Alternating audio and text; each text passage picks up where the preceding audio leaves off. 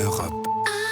Europe 1. Bonjour Raphaël Bayot. Bonjour Philippe, bonjour à tous. Tous les jours, des événements, des rebondissements, bref, des actualités agitent le village média. C'est vous qui en faites la chronique dans votre journal du village. Oui, et dans le journal du village, il sera beaucoup question du président de la République. Mais avant, un point sur les audiences télé d'hier.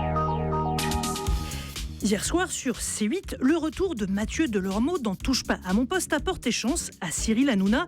1 464 000 téléspectateurs ont regardé la deuxième partie de TPMP.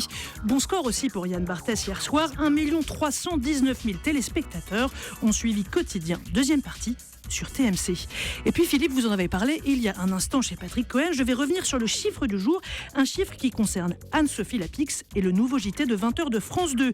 C'est Thierry Moreau, le directeur de la rédaction de Télé 7 jours, qui l'a relevé.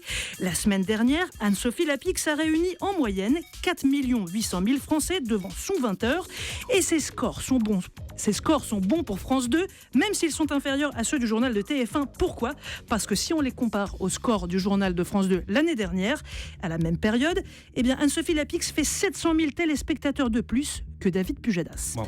On continue avec les scores du prime time. TF1 fait un bon score avec le final de La Menthe, 5 millions de téléspectateurs pour 19% de part de marché. Mais hier, vous êtes aussi très nombreux à avoir choisi M6 et Karine Le Marchand. L'amour est dans le pré a réuni 4 624 000 téléspectateurs pour 18,4% de part de marché. Si l'on regarde les chiffres des ménagères, des femmes responsables des achats de moins de 50 ans, la part de marché atteint 26%. Village Média sur Europe 1, le journal du village.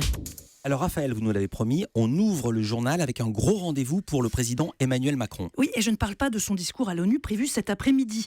Pendant que les députés de La République En Marche apprennent la com en séminaire à Aubervilliers, Emmanuel Macron, lui, évolue dans des toutes autres sphères médiatiques. CNN l'a révélé hier. Le président répondra ce soir aux questions de la journaliste star Christiane Amanpour. Bonne annonce. Attention, c'est toujours impressionnant, l'info continue américaine. Tuesday on Amanpour, the first international interview with French President Emmanuel Macron. His views on global challenges and his relationship with la première interview internationale du président Emmanuel Macron, sa vision des défis du monde, ses relations avec le président Trump. L'interview exclusive, c'est ce soir sur Amanpour. Voilà. Alors, vous avez remarqué dans cette bande-annonce, si vous parlez bien anglais, ce qui intéresse d'abord les médias américains, c'est ce que Macron a à dire sur Donald Trump. Il faut dire qu'en termes de storytelling, leur face-à-face, c'est un peu du bonbon. D'abord, l'affrontement avec leur poignée de main intense et virile, ça c'était en mai, puis la réconciliation à Paris lors du défilé du 14 juillet. Enfin, l'idylle. Hier encore, Trump a surpris tout le monde en annonçant en direct, côte à côte avec Macron, qu'il voulait copier le défilé du 14 juillet. Sa parade de rêve à lui, ce serait tous les 4 juillet à Washington, un défilé avec plein d'avions dedans, je cite Trump dans le texte. Il l'a dit, je l'ai vu en direct. Alors c'est sûr qu'Emmanuel Macron en parlera ce soir devant Christiane Amanpour. Oui, alors l'interview ne va pas être en direct, elle sera enregistrée ce matin à New York, puisque tout ceci se fait dans le contexte de l'Assemblée Générale des Nations Unies. Ce sera la première interview qu'Emmanuel Macron va donner en anglais à la télé. Si vous voulez savoir comment voir ça, on va vous faire un petit tweet avec les différents canaux de CNN International en France. Alors notre compte Twitter, je le précise, c'est @village média, village au singulier et média au pluriel sans accent. Alors Raphaël, vous nous parlez d'Emmanuel Macron et bonne opération com aux États-Unis, moins bonne à Marseille. Bah oui, souvenez-vous, au mois d'août, Emmanuel et Brigitte Macron avaient porté plainte contre un paparazzi, Thibaut Dalifard.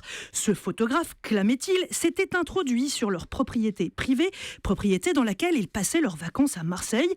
Les motifs de leur plainte étaient particulièrement sévères, harcèlement et tentative d'atteinte à la vie privée. Le photographe, lui, a toujours nié s'être introduit sur la propriété privée et a dénoncé à de nombreuses reprises une arrestation, selon lui, abusive. Bref, il y avait 2 versions de l'histoire et ça continue. Oui, et la plainte a été classée sans suite. On l'apprend seulement maintenant, mais le 11 septembre dernier, le procureur de Marseille a pris cette décision d'un classement sans suite. L'Élysée, contacté par Mediapart, affirme que c'est parce que les Macron ont retiré leur plainte. Mais je me suis procuré la lettre du procureur de Marseille à l'avocat du photographe et c'est pas tout à fait ce qu'on peut y lire. Je vous lis donc. Après examen de l'ensemble des éléments que l'enquête a permis de recueillir, cette procédure a fait l'objet d'un classement sans suite pour absence d'infraction. Absence d'infraction, c'est difficile de faire plus clair. J'adore cette formule, je me suis procuré la lettre du procureur. Oui, c'est normal vrai. qu'il procure. J'aime bien faire des petites blagues. Autre info du village, une programmation spéciale ce soir sur France 2. Oui, alors qu'après Irma, les Antilles-Françaises affrontent l'ouragan Maria, France 2 bouleverse sa grille. Ce soir à 20h55, la chaîne diffuse en direct un grand concert de solidarité qui aura lieu au Casino de Paris.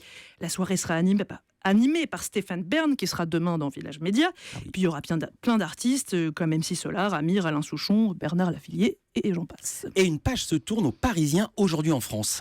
Oui, si vous achetez le journal aujourd'hui, vous verrez une jolie photo avec toutes les équipes du quotidien devant un immeuble tout neuf. Le Parisien est enfin à Paris. Après 40 ans à Saint-Ouen en banlieue, le journal vient de déménager dans le 15e arrondissement. Un transfert préparé depuis des mois. Alors bienvenue à Paris, le Parisien. Merci beaucoup Raphaël Baillot. Et puis pour finir, on a appris hier la disparition d'une figure des médias, journaliste, chroniqueur, radio, télé, presse écrite. Paul Vermus connaissait tout le monde et tout le monde le connaissait. Il adorait les débats animés, c'est rien de le dire, il adorait les débats. Et il arrivait même qu'il en rajoute une couche. C'était dans l'émission Pigs et Polémiques sur France 3. Attendez. Oui, Il faut traiter ça. C'est marqué une position. Attendez, chacun son tour. Ferme, les intégrés Non, s'entendent plus. attendez, on va donner la parole. Attendez, il y a pas de parole. Alors, un par un. Oui. À partir du moment, il y a